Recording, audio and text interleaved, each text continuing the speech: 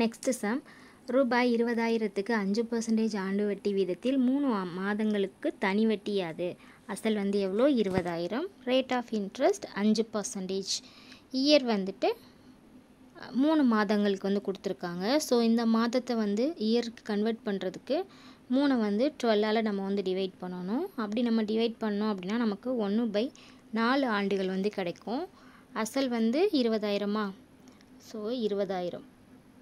Rate of interest 5%. Year வந்துட்டு 1/4 வருஷம், அதாவது 1 இயரை விட கம்மி. நம்ம ஈஸியாக கால்குலேட் பண்ணுறதுக்காக 1 இயருக்கு வந்து வட்டி பார்க்க போகிறோம். ஸோ 20,000ல் 5% வந்து பார்க்கணும். 20,000ல் லாஸ்ட்லேருந்து 1 டிஜிட் தள்ளி புள்ளி வச்சா 10%. ஸோ 20,000க்கு 10% எவ்வளோ அப்படின்னா 2,000 ரூபாய். அப்போனா 5% வந்துட்டு இதில் பாதி தானே 5ஆக இருக்கும். 2,000ல் பாதி வந்து எவ்வளோ? 1,000 ரூபாய். அதுதான் வந்து 5%. ஸோ 1 இயருக்கு வட்டி வந்து எவ்வளோ வருது? 1,000 ரூபாய். ஆனால் நம்ம கணக்கில் கேட்டிருக்குது 1/4 ஆண்டுகளுக்கு தானே கேட்டிருக்காங்க. அதனால் இன்ட்டு 1/4ஆல் இதை வந்து மல்டிப்ளை பண்ணுங்கள். அப்படி மல்டிப்ளை பண்ணுறப்போ 4ஆல் இதை கேன்சல் பண்ணோம் அப்படின்னா 250 வந்து கிடைக்கும். சரிங்களா? ஸோ ஆன்சர் வந்துட்டு 250 ரூபாய்.